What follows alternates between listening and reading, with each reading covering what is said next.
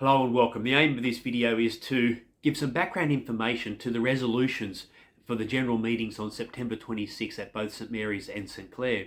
Over the last couple of months, the parish council and wardens of both churches have been able to meet and discuss and to draft these resolutions, and so they've been aware of the processes that have gone into each of these resolutions and the wordings that actually form them.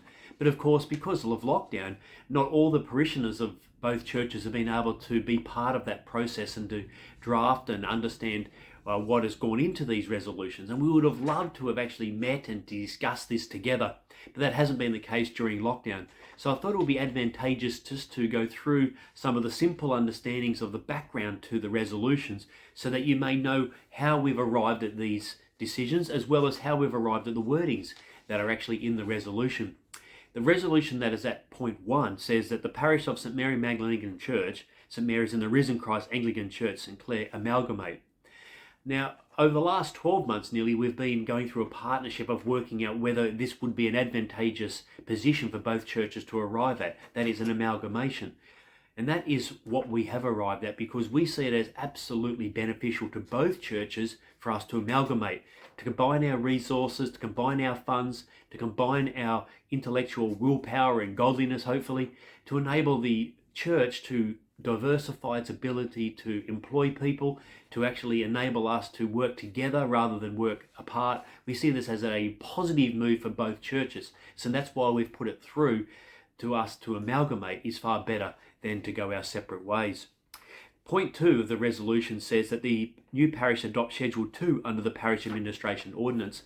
This is really an historical detail where parishes used to be able to set up under two different schedules, Schedule 1 and Schedule 2, and our aim is to basically come together under one parish but with separate congregations. That is, we'd have one AGM, one parish council, one set of wardens, one set of nominators, one set of synod representatives, rather than under the old model you could have had each congregation and each church have their own wardens and own representatives. And we say, well, we don't really want to do that. We want to have a united system under one group of people.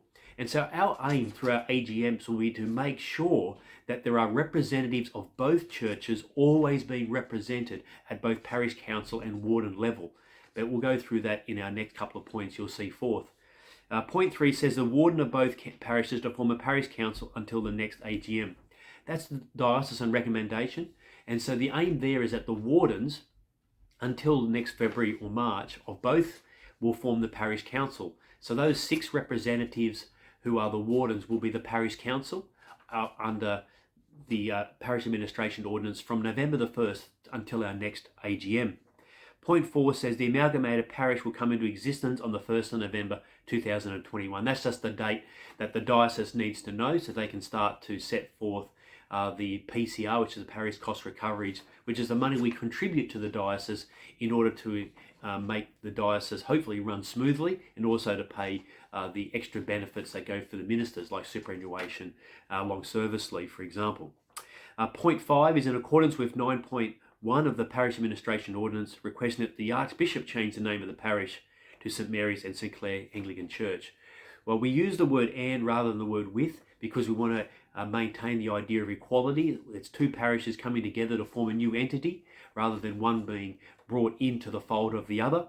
And the Archbishop is the person who actually ends up making that decision rather than ourselves or, in fact, the Western Region Sydney Council. And so that's why that resolution needs to be passed to allow the Archbishop to make that change. Resolution 6 is the simplest one, really. It just asks that the new parish boundaries be the formation of the two current boundaries, basically adjoining them together.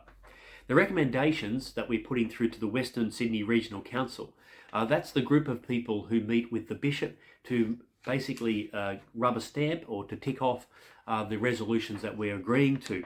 And as you can see there, it's to agree that under point 3, that is the wardens of both parishes form the parish council. This is what we're wanting to do, because we want to make sure that the formulation of the new parish council and the way we want to govern ourselves going forward make sure that both churches are represented. We don't want to have a situation at any point going forward where one church oversees the other church. We don't want that to happen at all. We want both churches to be part of the ownership and the decision-making process. And so we want to set that up right away.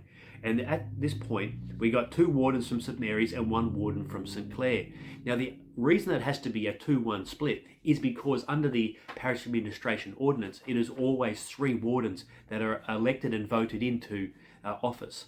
And that will continue as our AGMs are started up again in 2022. So we're just making sure that that the Western Sydney Regional Council understand that we are wanting, and I'm sure they will agree, that both churches have representation in the new parish council, and that's our way we want to go forward.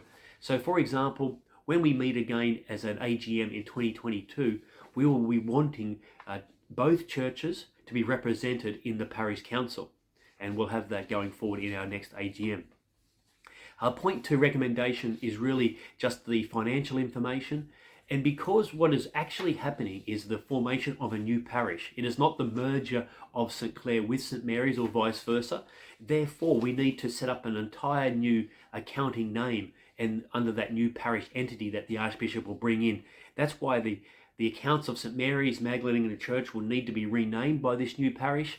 The wardens of both churches will need to be signatories of these accounts, because after November 1, we are not both churches, we are one church.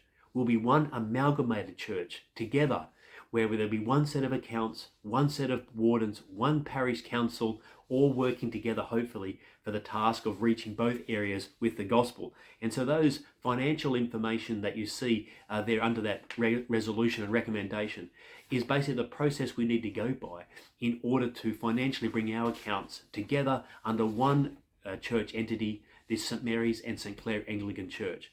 Now, hopefully that makes a few things a bit clearer. You may have a short period of time during our meeting on Sunday to ask some clarifying questions and some explanation type questions before we come to the polls. And hopefully you can see that the aim really of the amalgamated parish is to better reach all people with the gospel, and also to better give us a chance of functioning as one church together. That's been our aim all throughout this process, to function not as 2 separate churches, but as one church under governance. Now, each congregation within these churches, of course, as they come together to be one church, will have their own sort of, if you like, desires and own ability to work separately in terms of their desire to implement what it would look like to reach the gospel for St Clair, for 8 a.m. congregation here at St Mary's, and at 9:30. And that is a great gift that God will give us to be able to do that. But in terms of our governance, we're going to work together as one church with one parish council, one set of wardens, one set of financial accounts. And I think this will have a great benefit going forward, that we have a common vision, a common way of articulating that, even though there may be small nuances in how we actually lead each congregation.